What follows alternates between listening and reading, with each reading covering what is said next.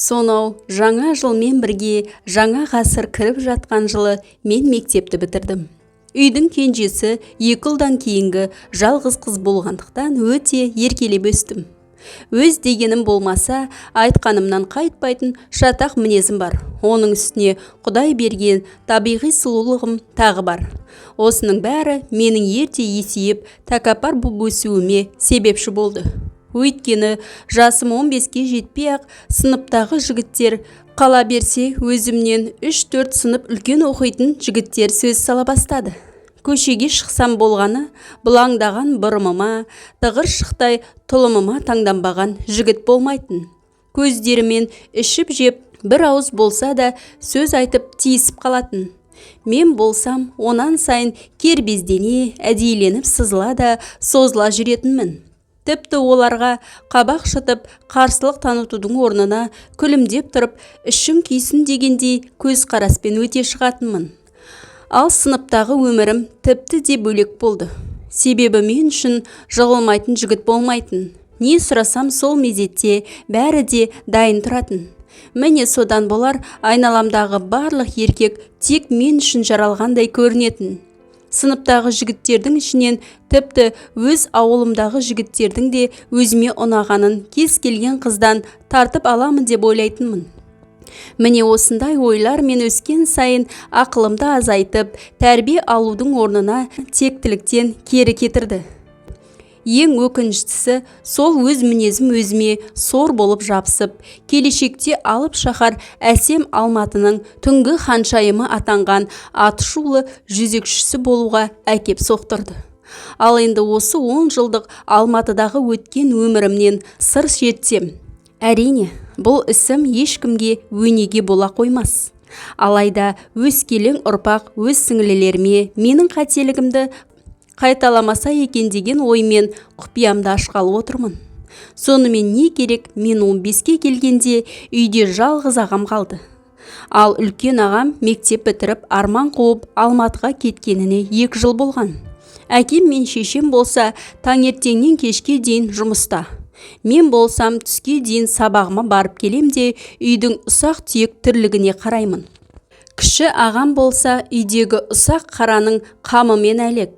Жем шөбін беріп, суын дайындап, өріске айдап, қайта қамайды. Бұл күнделікті жасап жүрген тірлігі. Амандық болса, бұл ағам да осы жыл мектеп бітіріп Алматыға немесе Ордаға оқуға кетпек. Ол күнге де аз қалды. Алла қалап, солай болып жатса, мен үйде жалғыз қалмақпын. Демек, әй дейтін әжем, қой дейтін қожам болмайды. Өз бетімше жүріп тұрамын. Өз бетімше қыдырамын, қысқасы өзім би, өзім хан боламын. Өйткені қазірше менің жолыма байлау боп тұрған осы ағам ғана. Отбасымдағы жалғыз қорқатын адамым да осы ағам. Бұл ағамнан мен түгілі ауылдың біраз жігіттері қорқады. Өз сыныптастары тіпті алдында құрдай жорғалайды. Бірақ әне-міне дегенше бұл ағам кетеді. Студент атанады. Ал анам мен әкемнен маған келер қауіп жоқ. Олардың екеуі де менің айтқанымнан әрі аса алмайды. Осыны ойлап, шыда Айша, шыдай түс деп жүргенім осы. Өйткені міне тағы да 2 ай шыдасам, мамыр келіп мектеп бітеді. Ағам оқуға кетеді, мен 9-шы сыныпты бітірем. Сонан соң өз еркіндігім өзіме тиеді. Бұрынғыдай ауылдағы вечерлерге жібермейтін, жіберсе де соңымнан жетіп барып қайт дейтін ешкім болмайды. Менің ақылымнан адасқан жерім міне осы. Осындай шолақ ой, осындай арам ой, осының бәрі жиналып кеп соңында аяғымнан шалып шыр айналдырады. Шыр айналдырғанда да шын айналдырады, мың айналдырады. Түптің түбінде таза жолдан тайып, арам ақшаның құлы болдым. Сұлулығымды сатып саудаға салдым. Алайда тәнін сату дегенде сіз ойлағандай бере салдым, ала салдым емес. Ол істің де ел білмейтін шым шытырман құпиялары бар. Ол менің осы күні де көз алдымда. Есіме түссе еңіреп жылағаннан басқа шарам жоқ. Өйткені сол 10 жылда көрген азабымды сөзбен айтып жеткізу мүмкін емес. Бұл менің бетіме әжім түсіп, саудаға түскен сұлулығымнан айырылып, ажарым кеткенше басымнан өткен бақандай 10 жылым. текке кеткен өміріммен мені денсаулығымнан айырған 10 жыл, тозақта өткен 10 жыл. Айтқанымдай 2 ай көзді ашып жұмғанша өте барды. Мамыр бітіп, соңғы қоңыраудың соңғы сыңғыры шықты. Үйдегі ағам оқуға деп тас түйін дайындалып ордаға тартты. Осылайша бәрі де мен ойлағандай аяқталды. Бір күнде өз үйіме өзім би боп шыға келдім. Енді маған көшеге шығуға кеңінен жол ашылды. Қайда барамын, қайдан келемін демедім. Күн бата көшеге шығып, түн ауа қайта келіп жүрдім. Қызым, қайда барасың деген анамның сөзіне құлақ аспадым. Тіпті жауап та бермедім. Кішкентай ғана ауылымнан киноларда көретін өз ханзадамды іздей бастадым. Жігіт таңдауды әдетке айналдырдым. Сөз салған кез келген жігітке жауабын кейін беремін деп дәмесін оятып өте шығатын болдым. Қырындаған жігітпен көшені бір айналып келетін болдым. Әрине ол жігіт маған ұнасын, ұнамасын үміттендіріп қойып жүретінді шығардым. Өйткені әрбір сөз салған жігітті өзіме мәртебе санадым. Айшаға осыншама жігіт сөз салыпты деген сөзді құрбыларым естісе, абыройымды асқақтатып жібереді деп ойладым. Қысқасы, сол 3 айлық каникулда сөз салмаған жігіт қалмады. Оның есесіне бұрынғыдай үйде ағам да жоқ. Сондықтан да болар, ауылдың жігіттері менің үйімнің төңірегін торауылдап жүретінді шығарды. Ал әкем мен шешемнің сөзі мен үшін сөз емес. Айтты не, айтпады не, олардан келер қауіп жоқ. Осылайша жүріп 3 ай зулап өте шықты. Алла тілеуімді қабыл алып, ордадан қуанышты хабар да жетті. Екінші ағам кәсіби колледжге студент боп қабылданыпты. Менің де арманым осы емес пе? Ең қиын кедергіден құтылдым. Енді міне, араға бірнеше күн салып, менің де мектебім басталды. Мен 10-шы сыныпқа аяқ бастым. Ал енді қызықтың көкесі басталады. Алғашқы күндерден ақ құрбыларыммен арамызға сызат түсті. Біз 3 қыз бір төбе, қалған 6 қыз бір төбе боп сыныптың қыздары хақ жарылдық. Бұрынғыдай ауызбіршілік болмай, соңы қырғынға ұласты. Ал сыныптағы ер балалар мен қайда болсам сонда болды. Әңгіменің қысқасы, осылайша 6 қызды бәрінен айырып тастадық. Әсіресе Әлия есімді құрбымды қатты қыспақ қалдым. Оқудан үлгерімі төмендеу болғандықтан соған шүйліктім. Өз сауатым асып тасып жатпаса да, сұлулығымның арқасында болса керек, сол жылы мен сыныпқа староста болып тағайындалдым. Бәрі де менің осы қырсық та қыңыр мінезімнен басталды. Мұрнымды барынша көтеріп ешкіммен санаспадым. Ешкімнің айтқанын тыңдамадым. Осы 3 қыз мәңгі дос боп қаламыз деп ойладым. Осы 2 құрбым болса болды. Менің пайымдауымша басқа ешкім керек емес. Өйткені бірі мектебіміздегі завучтың қызы, екіншісі өте бай тұратын туысқан өз ағайымның қызы еді. Міне, осы 2 қызды өз жағыма шығарып алған соң, маған ешкім қарсы тұра алмады. Әсіресе әлгі Әлияға қиянаттың көкесін жасадым. Тіпті топассың, бақытсызсың, сендей сауатсызды ешқашан бай алмайды деп төмпештейтінді шығардым. Амалы қалмаған сорлы жылағаннан басқа түк те айта алмай жер болатын. Тек қана Әлия емес, басқа қыздарды да шыр айналдырып қораға тықтым. Былайша айтқанда шектен шықтым. Бұл менің сол кездегі ең басты қателіктерімнің бірі болды. Сонымен не керек, бір күні өз әдетіме басып, сыныпқа келдім де шу шығардым. Жоқ жерден ұрыс іздеп сыныптағы Ерлан деген балаға тиістім. Отырған жеріне жетіп барып, қолымдағы кітаппен қақ басынан қойып қалдым. Еркектің аты еркек қой, намыс жібермеген болса керек. Орнынан атып тұрды да, қос қолдап тұрып, кеудемнен итеріп кеп жіберді. Оны тыңдай қоятын мен бе? Қайта кеп жағасына жармаса түстім. Ол аздай шашынан ұстап сүйрелеп жүріп тепкілей бастадым. Сонымен бітті. Ерланның шыдамы таусылды. Сол жақ тұсымнан кеп шойын шапалақ сарт етті. Аударылып түстім де есімнен танып қалдым. Мұның соңы үлкен дау-дамайға ұласты. Қызым кешір деп алдыма жылап келген шешесін де сыйламадым. Тыңдамадым. Қысқасы, Ерлан мектептен кетіп тынды. Кетейін деген жоқ-ау, кетіріп тындым. қуып тындым. Сол кезде бұл мен үшін үлкен жеңіс боп көрінгенімен, бертін келе өз достарымның өзімнен сырт айналуының алды болатын. Айтқанымдай, Ерланның мектептен қуылып кеткенін мен өзімнің үлкен жеңісіме баладым. Ол үшін қуанбасам, өкінетіндей ойым болған жоқ. Алайда осыдан соң сыныптас жігіттердің маған деген көзқарасы өзгере бастады. Тіпті бұрынғыдай сүйсіне қарамақ түгіл үрпие қарайтынды шығарды. Мен ақмақ сонда да мұның сырын түсінбедім. Өзімше мыналар менен қорқады деп ойлаумен ғана болдым. Сол үшін де сол баяғы бетпақтық, баяғы тәкаппарлыққа басып, айқайға салып жүре бердім. Бір күні мынадай бір қызық жағдай болды. Сабағым бітіп үйге кіріп келсем, мамамның жанында екі кісі отыр. Бірі сол Ерланның мамасы, ал екіншісі жасы 70-ке таяп қалған ауылдағы кәрі кейуана кемпір. Есіктен бас сұққаным сол екен, мені құшақтап алған әлгі кейуана айналып толғана сөйлей жөнелді. Қызым, кешірші, енді қайталанбайды. Баланың бір еркелігі ғой, кеше ғой, ғафу етейін, ақылды қызсың ғой. Алла бағыңды берсін. Маржанның баласына өте қиын болып тұр. Басқа мектепке оқуға тым алыс. Білесің ғой, ауыл алшақта орналасқан. Басымды иіп алдыңа өзіміз кеп тұрмыз. Кешіре ғой баланы деп жалына бастады. Оны тыңдайтын мен бе? Құшағынан сытылып шықтым да өз бөлмеме барып есігімді іліп алдым. Қанша жалынса да жақ ашып ләм-мим деместен жатып алдым. Ақыры менен жауап болмасына көздері жеткен екеуі үйден шығып кете барды. Мен сорлы болсам, мұны да тағы бір жеңісім деп ойладым. Ақыры Ерлан қайта оралмастан кетті. Облыс орталығына жұмыс істеуге кетті деп естігенмін. Сол кеткеннен мол кетіп, соңғы қоңырауда ғана бірақ келді. Ал ол кездерде менің досымнан дұшпаным көбейіп, басымнан бағым таюға азақ қалған еді. Осылайша тайраңдап жүріп мектебімді бітірдім. Соңғы қоңырау соғылып, жылап-сықтап мектеппен де қоштастық. Сонан соң алдымызда кім қай қалаға, қай салаға оқуға түседі деген ой тұрды.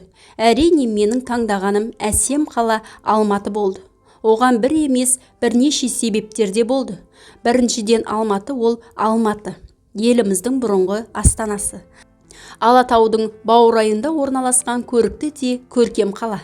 Екіншіден Алматыда оқиды деген сөз өзіміздің ордаға қарағанда әлде қайда мәртебелі сөз. Үшіншіден облыс орталығы болған ордада мен өлердей қорқатын екінші ағам оқиды. Демек бұл қалаға келу мен үшін өз аяғыма өзім тұзақ құрғанмен бірдей. Ал Алматыдағы ағам осы жыл оқуын тамамдайды.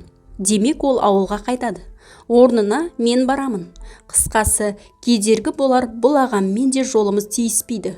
Осының бәрін ой елегінен өткізе келе таңдау Алматыға келіп тірелді. Бұған үйдегі анам мен әкем де қарсы бола қойған жоқ. Есесіне жиған тергеннің бәрін қолыма ұстатып, ақ батасын беріп шығарып салды. Қысқасы, сол күні кеште Алла деп тұрып, ағам екеуміз Алматыға жол тарттық. Жаз күнімде бір рет барғаным болмаса, бұл қала маған мүлде бейтаныс еді.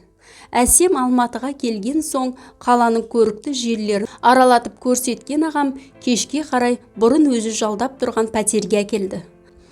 Бұл бір қатарға соғылған аласа бойлы ұзын үй времянка деп аталады екен. Өзі кішігірім бір бөлме. Осының ішінде тамағыңды дайындап, кіріңді жуып әрі жатады екенсің. Мұндайды ойламаппын. Алғаш көргеннен ақ шошып кеттім. Өйткені мына үйге қарағанда менің ауылдағы үйім жұмаққа тең. Сол үшін де мына жерде тұрғым келмейтінін айтып, ағама жалына бастадым. Бірақ қаладағы көп қабатты үйлердің пәтер ақысы өте қымбат екенін, және де мен оқитын оқу орныма осы жерден тым жақын екенін түсіндірген ағам айтқаныма көнбей қойды. Амалым бітіп, шарасыз күйде осында қалудан басқа амал жоқ екенін түсіндім. Сонымен не керек, ауылдан ала келген кітаптарымды шығарып, алдағы болатын емтихандарыма дайындала бастадым. Бірақ қаншама құнттап оқуға тырыссам да, миыма түк қонбай, қиялымның бәрі бүгінгі көрген қаламның көрікті жерлерінде болды. Осындай қалада тұрсам деген ой миымнан шықпай қойды. Сонымен не керек, кітаптың бәрін атып ұрдым да тәтті қиялға батып ұйқыға кеттім. Сол жатқаннан мол жатып таңертең көзімді ашсам, біздің бөлмеде бейтаныс екі қыз отыр екен. Өзіммен жастары қарайлас осы екі қызбен әп-сәтте-ақ танысып әңгімелесіп кеттім. Бірінің аты Әлия, екіншісінің аты Меруерт. Екеуі де Жамбыл облысының қыздары. Сонда ғана көңілім орнына түсіп, жаным жай тапқандай болды. Содан кейін міне осы қыздармен 10 күндей бірге тұрып, бірге дайындықты бастадық. Арадан апта өтпей алғашқы емтиханға қатысып, үшеуміз 3 түрлі көңіл күймен пәтерге оралдық. Өйткені менің алатын бағам өзіме аян. Билеттегі 5 сұрақтың бірде-біріне дұрыс жауап бере алмағаным өзіме белгілі. Меруерт болса 4 сұраққа дұрыс жауап бергендігін айтып мақтанғандай болды. Ал Әлияның жайы тіпті бөлек. 5 сұрақтың 5-еуіне де дұрыс жауап беріп, бақандай 5-ті арқалап келді. Қысқасы, дегеннен ақ мені қырсық шалды. Сауатымның жоқтығы өзіме сор болып жабысып, алғашқы емтиханнан ақ 2-ні арқаладым. Тек ағамның араласқаны ғана абыройымды сақтап қалды. Таныстары арқылы деканға шығып, сол кісі көмектесетін боп шешті. Сонымен көп өтпей екінші емтихан болып, оны да 3-ке әрең тапсырдым. Осыдан кейін ғана көңілім жайланып, жай тапқандай болды. Алайда арадан қанша күн өткені есімде жоқ. 3-ші емтиханнан тағы да ұштым. Енді менің деканның алдында өзім кіруден басқа амалым қалмады. Әрине, ағамның танысы арқылы ол маған ешқандай қиындық тудырмады. Кіріңіз деген рұқсаттан соң бойымды түзеп, айнаға бір қарап алдым да есікті тақылдатып кіріп бардым. Міне енді қызықтың көкесі басталды. Жас шамасы 50-ден кеткен ақбас сары кісі мені көргенде аузы ашылып қатты да қалды. Көзілдірігін төмен салып жіберіп, шұқшия қараған деканым. Түпәй, көз тимесін, не деген сұлулық. Мынау актриса болуға лайықты екенсің дей келе, жігітің бар ма еді қозым деп қойып қалды. Әкем де адамнан мынадай сөзді алғаш естігенде шалқамнан түстім. Не дерімді білмей сасқаным соншалық, орнымнан тұрдым да шығып қаша жөнелдім. Бірақ алысқа бара алмадым. Өйткені, «Әй қызым, қайда барасың? Кел бері» деп шәңкілдеп шыққан деканның даусынан кейін басым салбырап қайта кірдім. Осыдан соң ғана әңгімеміз менің оқуым жайлы өрбіді. Аты жөнімді жазып алған ақбас сары болса, міндетті түрде көмектесетін айтып, уәдесін үйіп төгіп шығарып салды. Алайда декан сымақ крышамнан да пайда болмады. Қысқасы, арманымның күл талқаны шығып, мен оқуға түсе алмай қарабет болдым. Тап осы сәтсіздік менің алдағы өмірімді түбегейлі өзгертіп жіберді. Енді маған ауылға қайтып бару өліммен теңдей көрінді. Айша оқуға түсе алмай қайтып келіпті деген сөзді сыртымнан естуді ойлап, қалай болғанда да осы Алматыда қалуды ойлай бастадым. Ол аздай өзімнен төмен санайтын сауатсыз Әлияның ордадағы жоғары оқулардың біріне түсіпті деген хабарды естігенде жанымды қоярға жер таппай тағы қиналдым. Өйткені сол Әлияға сен оқуға түсу түгіл байда алмайды деп талай сөккенім бар. Осылайша өмірімнің астан кестеңі шығып, оның үстіне бір бөлмеде тұратын бейтаныс қыздардың екеуі де оқуға түсіп, мен ғана жүзі қараның біріне айналдым. Міне осыдан соң менің барар жерім мен басар тауым қалмады. Қалай болғанда да бар ойым осы Алматыда қалу болды да тұрды. Ал ауылға қайту жайлы тіпті де ойламадым. Өйткені ауылға барардай абыройым қалмай, мені тастап кет, жұмыс істеп келесі жылы міндетті түрде оқуға түсемін деп ағама жалына бастадым. Бұл сөзіме үзілді кесілді қасы шықса да жер бауырлап жатып, жалынып жылап та алдым. Тіпті ағамның ауылға жүр, әке шешеммен ақылдасып алайық, сонан соң қайта келіп жұмысқа тұрғызамын деген сөзіне де қарсы шығып бет қаратпадым. Егерде ауылға барсам, асылып өлемін, маған өмір сүрудің қажеті жоқ, осында қаламын деген соң қаламын деп қоқан-лоққы жасадым. Ал ағам болса жанымды түсінсе керек, менің сөзіме басын изеп келісімін бергеннен басқа амалы қалмады. Келіспей қайтеді. Менің шатақ мінезіме әбден қанық, дегенімнен қайтпайтынымды жақсы түсінеді. Міне осыдан соң өзара ақылдаса келе маған жұмыс іздеуге кірісіп кетті. Көп іздеп әуре болмадық. Алғашқы барған жерден ақ жұмыс табылып, пәтеріме жақын маңдағы кафелердің біріне даяшы болып жұмысқа тұрдым. Жалғасы бар. Әңгіме ұнаса арнама тіркеліп, мені қолдап кетуді ұмытпағайсыздар. Әңгіменің авторы Ғани Әлихан.